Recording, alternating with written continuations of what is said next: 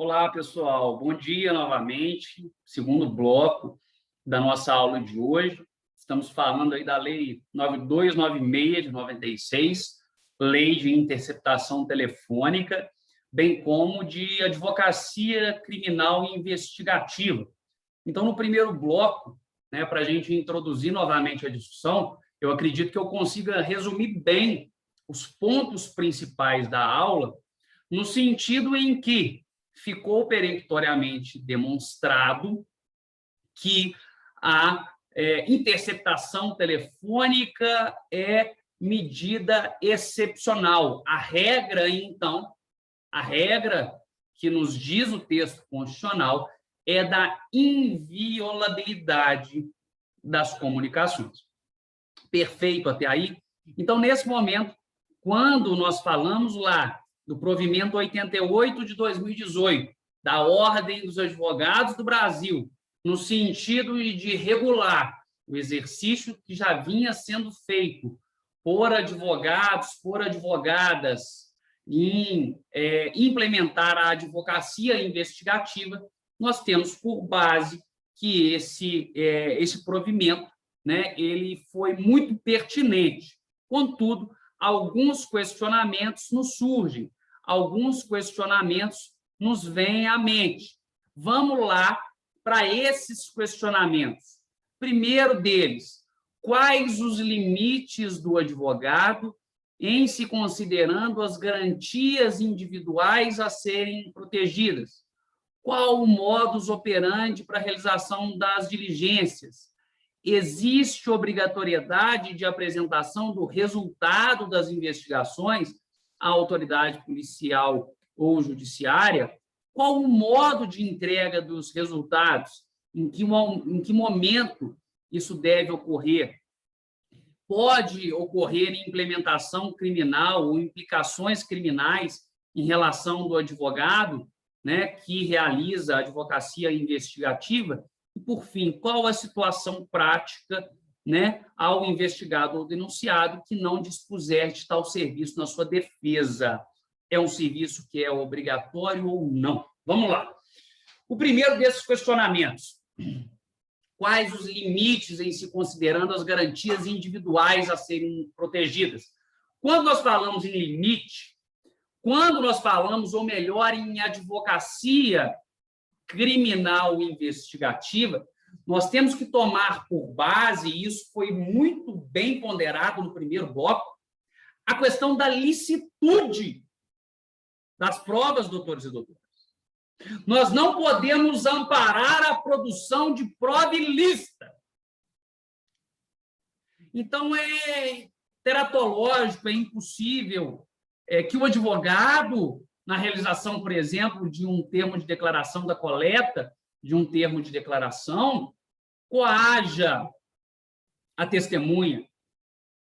É impossível que um advogado realize sem ordem judicial uma interceptação telefônica, ou com ordem judicial, mas que exista uma ordem judicial, a competência para a realização dessa interceptação telefônica vai ser da Polícia Civil, vai ser da Polícia Federal. Tá, doutores e doutoras? Então, quais os limites do advogado, considerando as garantias individuais a serem protegidas? O limite do advogado é que a atuação da advocacia criminal investigativa ela deve necessariamente obediência às normas vigentes, em especial as que regulam a licitude da prova, ou seja, a advocacia criminal investigativa é limitada pela definição de normas de caráter o quê? De provas de caráter o quê? Ilícito. Então, a advocacia criminal investigativa ela não pode se curvar à produção de provas ilícitas, ainda que em benefício do seu cliente. Letra B. Qual o modus operandi para a realização dessas diligências investigativas? O modus operandi é a da formalidade. É a da formalidade por quê, doutores e doutoras? Porque a formalidade é que assegurará a credibilidade da prova perante a autoridade competente. Então, quando eu digo informalidade, eu estou, por exemplo, sugerindo que o advogado se valha de atas notariais, se valha da certificação em cartório, se valha da intimação da testemunha pelo cartório. Veja, são certificações públicas que trarão indene de dúvidas maior credibilidade, que darão maior zelo, ou que indicarão que o advogado conseguiu conduzir a produção daquela prova de forma o quê, doutor? De forma o quê, doutora? Imparcial.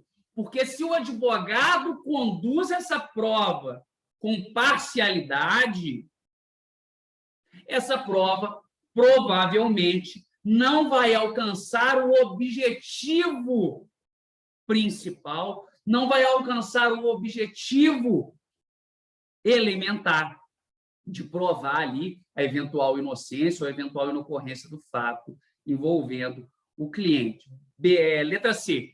Existe obrigatoriedade de apresentação do resultado das investigações à autoridade policial ou judiciária. Foi o questionamento que nós fizemos ao final do nosso primeiro bloco. O Ministério Público, a Promotoria de Justiça, quando produz uma prova, ainda que essa prova seja favorável à absolvição do réu, ainda que essa prova seja favorável à eventual causa de diminuição, a eventual atenuante em favor do réu, o Ministério Público tem o dever de carrear essa prova no processo. Você sabe por que o Ministério Público tem esse dever, doutor e doutora? Porque o Ministério Público zela pela justiça. O Ministério Público, além da finalidade essencial ou da competência essencial da jurisdição, de ser ali o titular da ação penal, o Ministério Público não deve buscar uma condenação cega, uma condenação às avessas. O Ministério Público tem, por essência, o vínculo com a justiça. Então, se ao final da persecução penal, se ao final da instrução processual, entende a promotoria que os elementos de prova colhidos indicam que esse réu não deve ser condenado, a promotoria pode pedir a absolvição? Não. A promotoria deve. Não pode, não. A promotoria deve pedir a absolvição. A promotoria tem o dever de pedir a absolvição. Porque a finalidade não é só acusar. O promotor atua espiritualmente como um parquê, quer dizer, como fiscal da lei, como fiscal da norma. Então, se ele percebe que a norma aplicável ao caso em comento é, por exemplo, o artigo 386, inciso 7º, absolvição por insuficiência de provas, o promotor deve pedir a absolvição. O promotor deve pedir a absolvição. Tá? Então, ao contrário da promotoria, a defesa não é defesa da justiça. A defesa é a defesa. Então, a defesa ela só vai carrear os autos, ela só tem a prerrogativa, digamos, de carrear os autos aquilo que for favorável ao seu assistido, aquilo que for favorável ao seu cliente. Aquilo que não for, portanto, a defesa não tem obrigação, ela não precisa necessariamente juntar aos autos, ao contrário do que eu acabei de demonstrar, se impõe ao Ministério Público. Qual o modo de entrega dos resultados das investigações às autoridades? O modo de entrega faz toda a diferença na leitura da prova. O advogado, munido ali, conduzindo uma advocacia investigativa, ele não pode tão somente juntar aos autos a prova produzida. No seguinte aspecto, MM, juiz, segue prova, segue termos de declaração colhida. Veja que o advogado ele não pode, ele deve também explicar a pertinência da prova com o objetivo a ser alcançado. Um eventual trancamento de ação penal, uma eventual absolvição sumária, ou ainda obstar eventual indiciamento. Então, ele pode conduzir essa prova numa petição orientada a auxiliar o juízo do próprio delegado de polícia, no sentido em que esse delegado poderá, por esses meios idôneos de prova, ser conduzido ao entendimento de que aquele investigado não merece sequer o indiciamento.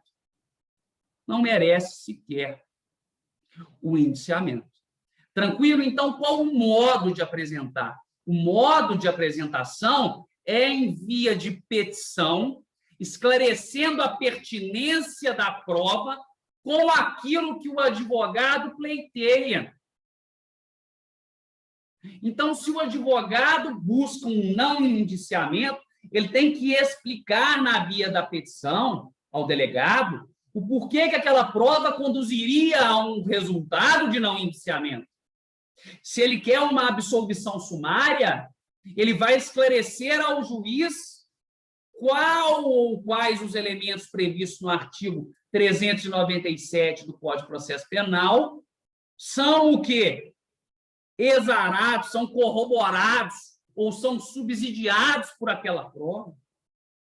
Se ele quer uma absolvição de mérito, a mesma coisa, 386.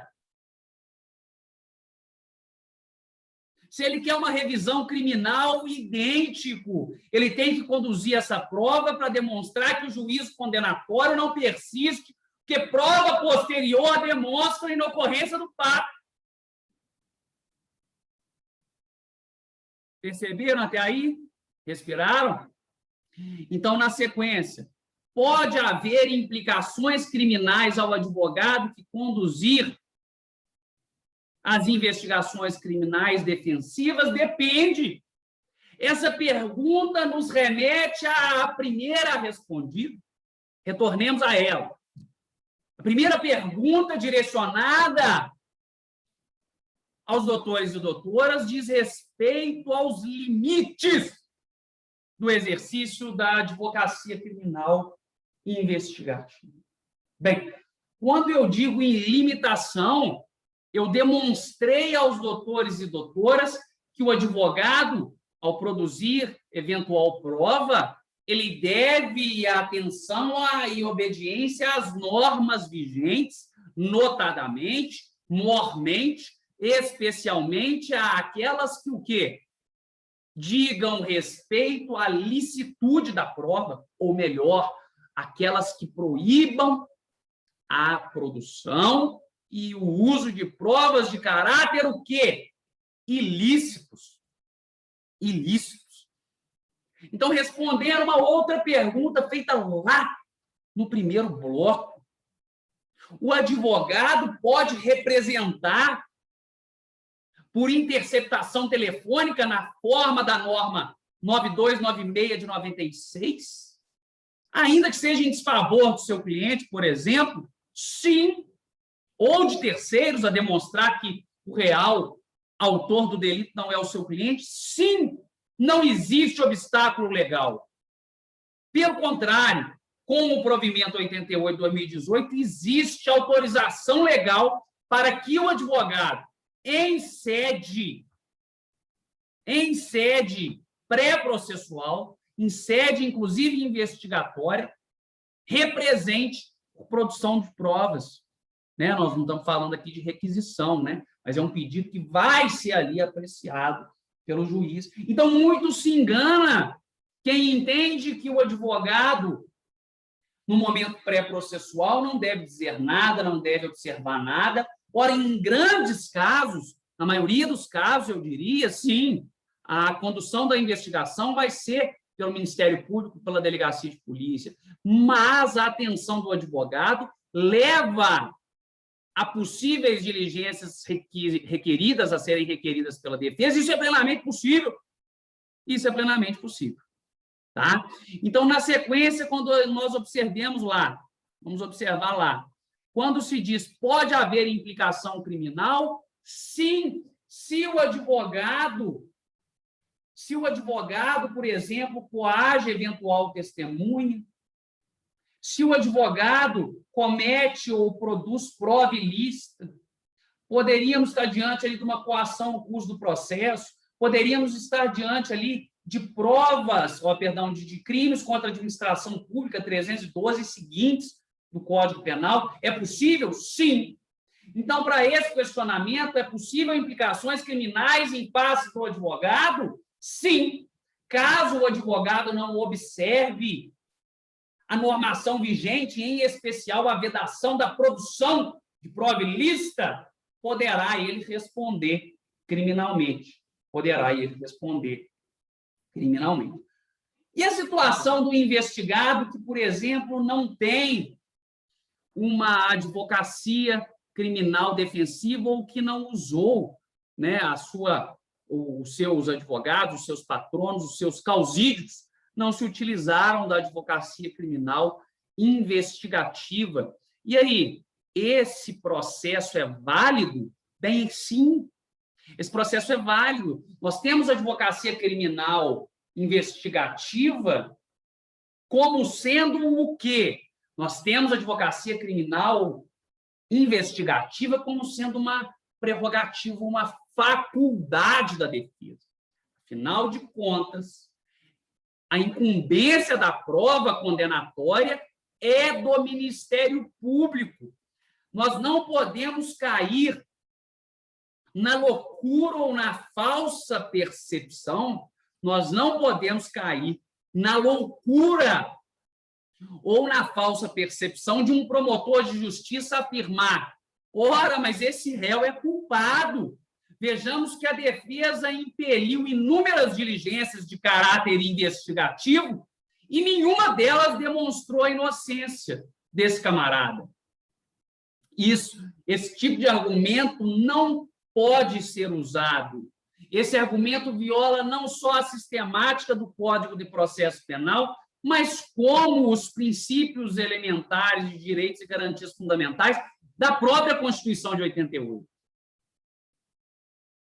O ônus probatório da acusação é de demonstrar que houve um fato típico, ilícito e culpável atribuído ao réu.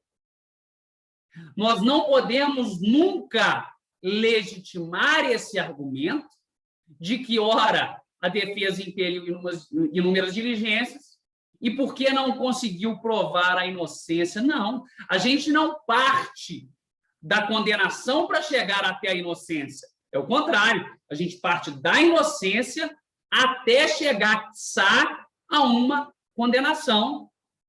Então, não existe condenação por insuficiência de provas. Perdão, não existe absolvição por insuficiência de provas. O que nós temos por insuficiência de provas é a absolvição. Nós não podemos falar, não, vamos condenar ele porque existem poucas provas da sua absolvição. Nós não podemos dizer isso. Tá certo? Então, o que existe lá na forma do 386, inciso 7º do CPP, é que o agente ele vai ser absolvido quando não existir provas suficientes para o quê? Para a sua condenação. Entender isso daí? Quando a gente fala, então, nas diversas formas de interceptação, inclusive a questão da interceptação telefônica, nós estamos agora encerrando o nosso segundo bloco, e eu deixo aqui um questionamento para a gente resolver ele junto na quarta-feira, tentar garantir a audiência de vocês. Qual é o questionamento? Ora, quando eu falo em interceptação de comunicações que precisa de decisão judicial, tem que estar na forma da Lei 9296 de 96, essa exigência de ordem judicial abraça também o sigilo de dados ou apenas o sigilo das comunicações? Hugo, eu não sei o que é sigilo de dados, eu não sei o que é sigilo de comunicações. Existe diferença? Sim, e é pegadinha em muitas provas. Sabe qual é a diferença?